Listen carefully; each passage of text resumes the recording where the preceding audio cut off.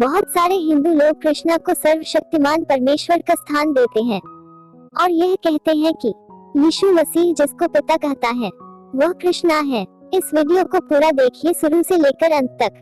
मैं बहुत कुछ बताई हूँ। इस वीडियो को देखने के बाद कोई भी ठग हिंदू यह नहीं कह पाएगा कि कृष्णा ही वह सर्वशक्तिमान यहोवा परमेश्वर है।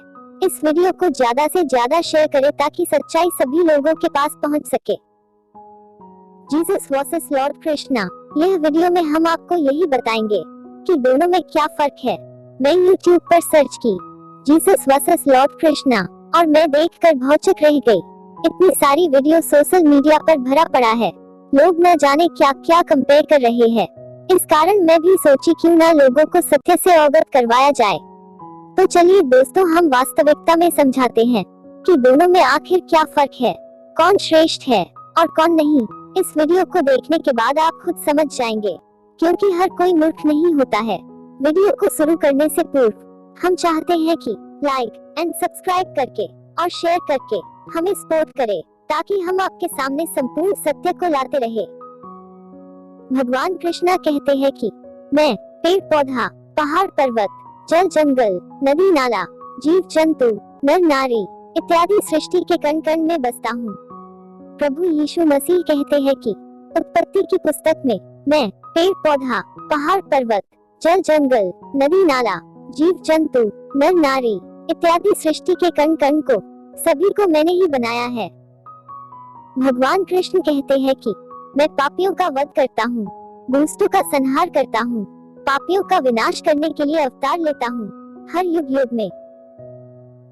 प्रभु यीशु मसीह कहते हैं कि ये समस्त सृष्टि के लोग पापी हो गए हैं, कोई भी धर्मी नहीं रहा। हर किसी के मन में सिर्फ बुराई ही है। पुण्य से अधिक लोग पाप के विषय में सोचते हैं और सभी लोग अनंत नरक जा रहे हैं। इस कारण मैं धर्मियों को नहीं, पापियों को बचाने के लिए आया हूँ, ताकि जिनके लिए मैं स्वर्ग बनाया हूँ, जहाँ मैं रहूँ वहाँ मेरे लोग भी रहे।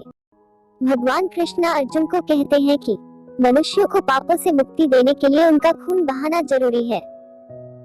प्रभु यीशु मसीह कहते हैं कि जो खून मनुष्यों के खुद के पाप के लिए बहाना था और नरक दंड भुगतना था, सभी दंड मैंने खुद के ऊपर ले लिया और अपना खून बहाकर तुम्हें खरीद लिया संसार से। जो मुझ पर विश्वास करता है और मेरे आज्ञा पर चलता है, उस पर परमेश्वर की ओर से दंड की आज्ञा नहीं होगी।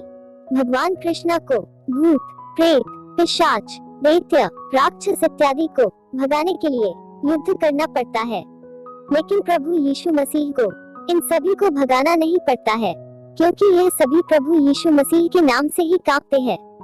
विश्वासी लोग यीशु मसीह का नाम लेते ही यह सभी मनुष्यों के सामने से भाग जाते हैं। यीशु मसीह को इन सभी को भगाने के लिए तलवार भाला किसी भी हथियार की जरूरत नहीं पड़ती, क्योंकि इनके शैतानी होने से पहले पुण्य आत्मा के रूप में प्रभु यीशु मसीह ने ही इन्हें रचा था। लिखा है, यदा यदा ही धर्मस्य ग्लानिर्भवति भारत अभ्युत्थानम् अधर्मस्य तदात्मानं सृजाम्यहम् परित्राणाय साधूनां विनाशाय च दुष्कृताम् धर्म संस्थापनार्थाय संभावामि युगे युगे। अर्थात हिंदी में इसका मतलब होता है, हे भारत, जब जब धर्म की हानि होगी, अधर्म बढ़ेगा, तब तब मैं अपने साकार रूप को रचकर साधु और धर्मी लोगों का उद्धार करूंगा और पापियों का नाश करूंगा हर युग युग में। जब स्पष्ट रूप से भगवान कृष्णा जी कह रहे हैं कि भारत में जब भी अधर्म बढ़ेगा, धर्म का नाश होगा, तब तब वह अवतार लेंगे, साधु और धर्मी पुरुषों का उद्धार करेंगे और पापियों का नाश हर युग युग में करेंगे। तो फिर इंडो आर्यन, मुगल शासन और ब्रिटिश अंग्रेज के समय क्यों अवतार नहीं हुए? क्या यह लोग भारत में धर्म की स्थापना करने आए थे या हानि करने? बहुत सारे हिंदू लोग तो कहते हैं कि ये लोग भारत में हिंदुओं के मंदिरों को तोड़ा, सोना लूटा, ग्रंथों में मिलावट किया, तरीके से छापा हुआ है और बहुत सारी ताकतें लगी हुई है हिंदू धर्म के शास्त्रों में मिलावट करने, अर्थव्यवस्था को बिगाड़ा। और हम सभी लोग यह भी जानते हैं कि इन लोगों ने भारत के कितने ही लोगों को मौत के घाट उतारा और सताया भी। तब तो कृष्णा भगवान को मानव और धर्म की रक्षा करने के लिए अवतार ले लेना चाहिए था, किंतु वह अवतार नहीं लिया। पता नहीं कब अवतार लेंगे। साधु और धर्मियों का उद्धार करने का यही अर्थ है। स्नान किए हुए व्यक्ति को यह कहना कि मैं तुम्हें फिर से स्नान करवाने आया हूँ, अर्थात मैं यह कहना चाहती हूँ उद्धार का अर्थ है पापों से छुटकारा देना। तो पाप से छुटकारा पापियों को चाहिए या साधु और धर्मियों को, या सिर्फ भारत के लोग ही पापी है, बाकी पूरी दुनिया धर्मी, जो सिर्फ कृष्णा जी सिर्फ भारत का नाम ले रहे हैं। लेकिन हम देखते हैं कि कृष्णा जी पापियों का अंत करेंगे, क्योंकि वह काल है।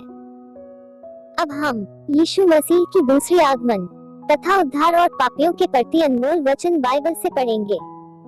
लिखा है संत मरकुस रचित सुसमाचार अध्याय 16 पद संख्या 15 और 16 में, और उसने उनसे कहा, तुम सारे जगत में जाकर सारी सृष्टि के लोगों को सुसमाचार प्रचार करो। जो विश्वास करे और बपतिस्मा ले उसी का उद्धार होगा, परंतु जो विश्वास न करेगा वह दोषी ठहराया जाएगा। दोस्तों, हम यहाँ देख सकते हैं कि यीशु मसीह का कार्य किसी भी एक देश के लिए नहीं है, बल्कि सभी देशों और समस्त मानव जाति के लिए है, न कि किसी एक जाति या ईसाई कहलाने वाले जाति का है। यीशु मसीह का कार्य पूरे विश्व के लिए है और हर एक मानव जाति के लिए है, चाहे वह किसी भी धर्म जाति का हो। अब हम देखेंगे कि यीशु मसीह दोबारा कैसे आएंगे। संत मत्ती रचित सुसमाचार का 26 अध्याय का 64 में लिखा है, यीशु ने उससे कहा, तूने आप ही कह दिया, वरन मैं तुमसे यह भी कहता हूँ कि अब से तुम मनुष्य के पुत्र को सर्वशक्तिमान की दाहिनी ओर बैठे और आकाश के बादलों पर आते देखोगे। और यीशु मसीह के आने के समय का चिन्ह कैसा होगा, आइए खुद यीशु मसीह के वचन से देखते हैं। संत मत्ती रचित सुसमाचार 24 अध्याय पद संख्या 3 से लेकर 44 पद तक। और जब वह जैतून पहाड़ पर बैठा था तो चेलों ने अलग उसके पास आकर कहा, हमसे कह कि ये बातें कब होंगी और तेरे आने का और जगत के अंत का क्या चिन्ह होगा। यीशु ने उनको उत्तर दिया, सावधान रहो, कोई तुम्हें न भरमाने पाए, क्योंकि बहुत से ऐसे होंगे जो मेरे नाम से आकर कहेंगे कि मैं मसीह हूँ और बहुतों को भरमाएंगे। तुम लड़ाइयों और लड़ाइयों की चर्चा सुनोगे, देखो घबरा न जाना, क्योंकि इनका होना अवश्य है, परंतु उस समय अंत न होगा। क्योंकि जाति पर जाति और राज्य पर राज्य चढ़ाई करेगा और जगह जगह अकाल पड़ेंगे और भूमिडोल होंगे। ये सब बातें पीड़ाओं का आरंभ होंगी। तब वे क्लेश दिलाने के लिए तुम्हें पकड़वाएंगे और तुम्हें मार डालेंगे, और मेरे नाम के कारण सब जातियों के लोग तुमसे बैर रखेंगे। तब बहुतेरे ठोकर खाएंगे और एक दूसरे से बैर रखेंगे, और बहुत से झूठे भविष्यद्वक्ता उठ खड़े होंगे और बहुतों को भरमाएंगे। और अधर्म के बढ़ने से बहुतों का प्रेम ठंडा हो जाएगा, परंतु जो अंत तक धीरज धरे रहेगा उसी का उद्धार होगा। और राज्य का यह सुसमाचार सारे जगत में प्रचार किया जाएगा कि सब जातियों पर गवाही हो, तब अंत आ जाएगा। सो जब तुम उस उजाड़ने वाली घृणित वस्तु को, जिसकी चर्चा दानियेल भविष्यद्वक्ता के द्वारा हुई थी, पवित्र स्थान में खड़ी हुई देखो, जो पढ़े वह समझे। तब जो यहूदिया में हो वे पहाड़ों पर भाग जाएं, जो कोठे पर हो वह अपने घर में से सामान लेने को न उतरे, और जो खेत में हो वह अपना कपड़ा लेने को पीछे न लौटे। उन दिनों में जो गर्भवती और दूध पिलाती होंगी उनके लिए हाय हाय। और प्रार्थना किया करो कि तुम्हें जाड़े में या सबत के दिन भागना न पड़े, क्योंकि उस समय ऐसा भारी क्लेश होगा जैसा जगत के आरंभ से न अब तक हुआ और न कभी होगा। और यदि वे दिन घटाए न जाते तो कोई प्राणी न बचता, परंतु चुने हुओं के कारण वे दिन घटाए जाएंगे। उस समय यदि कोई तुमसे कहे कि देखो मसीह यहाँ है या वहाँ है, तो प्रतीति न करना, क्योंकि झूठे मसीह और झूठे भविष्यद्वक्ता उठ खड़े होंगे और बड़े चिन्ह और अद्भुत काम दिखाएंगे कि यदि हो सके तो चुने हुओं को भी भरमा दे। देखो, मैंने पहले से तुमसे यह सब कुछ कह दिया है। इसलिए यदि वे तुमसे कहें, देखो वह जंगल में है, तो बाहर न निकल जाना, देखो वह कुठरियों में है, तो प्रतीति न करना। क्योंकि जैसे बिजली पूर्व से निकलकर पश्चिम तक चमकती जाती है, वैसा ही मनुष्य के पुत्र का भी आना होगा। जहाँ लोथ हो वहीं गिद्ध इकट्ठे होंगे। उन दोनों के क्लेश के बाद तुरंत सूर्य अंधियारा हो जाएगा और चांद का प्रकाश जाता रहेगा और तारे आकाश से गिर पड़ेंगे और आकाश की शक्तियाँ हिलाई जाएंगी। तब मनुष्य के पुत्र का चिन्ह आकाश में दिखाई देगा, और तब पृथ्वी के सब कुलों के लोग छाती पीटेंगे और मनुष्य के पुत्र को बड़ी सामर्थ और ऐश्वर्य के साथ आकाश के बादलों पर आते देखेंगे। और वह तुरही के बड़े शब्द के साथ अपने दूतों को भेजेगा, और वे आकाश के इस छोर से उस छोर तक चारों दिशा से उसके चुने हुओं को इकट्ठे करेंगे।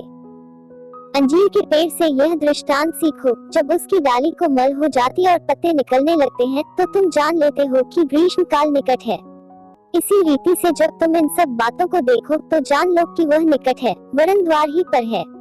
मैं तुमसे सच कहता हूँ कि जब तक ये सब बातें पूरी न हो ले तब तक यह पीढ़ी जाती न रहेगी। आकाश और पृथ्वी टल जाएंगे परंतु मेरी बातें कभी न टलेंगी। उस दिन और उस घड़ी के विषय में कोई नहीं जानता, न स्वर्ग के दूत और न पुत्र परंतु केवल पिता। जैसे नूह के दिन थे वैसा ही मनुष्य के पुत्र का आना भी होगा। क्योंकि जैसे जल प्रलय से पहले के दिनों में जिस दिन तक कि नूह जहाज पर न चढ़ा उस दिन तक लोग खाते पीते थे और उनमें ब्याह शादी होती थी, और जब तक जल प्रलय आकर उन सबको वहां न ले गया तब तक उनको कुछ भी मालूम न पड़ा, वैसे ही मनुष्य के पुत्र का आना भी होगा। उस समय दो जन खेत में होंगे, एक ले लिया जाएगा और दूसरा छोड़ दिया जाएगा। दो स्त्रियां चक्की पीसती रहेंगी, एक ले ली जाएगी और दूसरी छोड़ दी जाएगी। इसलिए जागते रहो, क्योंकि तुम नहीं जानते कि तुम्हारा प्रभु किस दिन आएगा। परंतु यह जान लो कि यदि घर का स्वामी जानता होता कि चोर किस पहर आएगा तो जागता रहता और अपने घर में सेंध लगने न देता। इसलिए तुम भी तैयार रहो, क्योंकि जिस घड़ी के विषय में तुम सोचते भी नहीं हो उसी घड़ी मनुष्य का पुत्र आ जाएगा। यूहन्ना 10 अध्याय और उसका 11 पद और 17 पद को हम पढ़ेंगे। इस प्रकार लिखा है, अच्छा चरवाहा मैं हूँ, अच्छा चरवाहा भेड़ों के लिए अपना प्राण देता है। पिता इसलिए मुझसे प्रेम रखता है कि मैं अपना प्राण देता हूँ कि उसे फिर ले लूं। और ठीक इसी प्रकार यीशु ने कहा और जीवित भी होकर दिखाया। परंतु भगवान कृष्ण मरा और वह मर ही गया, वह भी एक इंसान के तीर से। कहते हैं कि यह एक शराप थी। क्या हास्यास्पद बात है। ईश्वर के ऊपर इंसान का शराप नहीं लग सकता है, क्योंकि ईश्वर ने मनुष्य को बनाया है, मनुष्य ईश्वर को नहीं। और अगर ईश्वर ही मर के खत्म हो जाए तो सृष्टि का क्या होगा। जो लोग कृष्ण को सृष्टिकर्ता मानते हैं उनको यह भी समझना होगा। अब हम यीशु मसीह वर्सेस लॉर्ड कृष्णा दोनों में कंपैरिजन करेंगे। दोस्तों, कृष्णा का अर्थ होता है काला और कृष्णा खुद को काल कहते हैं।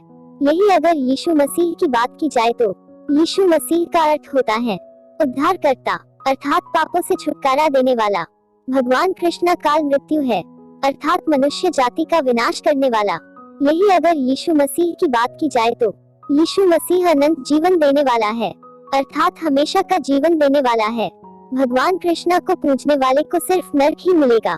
गरुड़ पुराण के अनुसार, अर्थात भगवान कृष्ण विनाशकारी है, वह आपको स्वर्ग नहीं दे सकता है, क्योंकि यमराज नरक का देवता है, वह स्वर्ग नहीं भेज सकता है। यही अगर यीशु मसीह की बात की जाए तो यीशु मसीह पर संपूर्ण विश्वास करने से और पापों से पश्चाताप करके प्रार्थना करने से वह आपको पापों से छुटकारा देकर अनंत जीवन देने का वादा करते हैं। बाइबल के अनुसार वह कहते हैं कि मैं ही जीवन हूँ। भगवान कृष्ण का जन्म दो लोगों के मिलन से हुआ, अर्थात माता देवकी और पिता वासुदेव के शारीरिक संबंध बनाने से 8वें पुत्र के रूप में भगवान कृष्ण का जन्म हुआ आम इंसानों की तरह।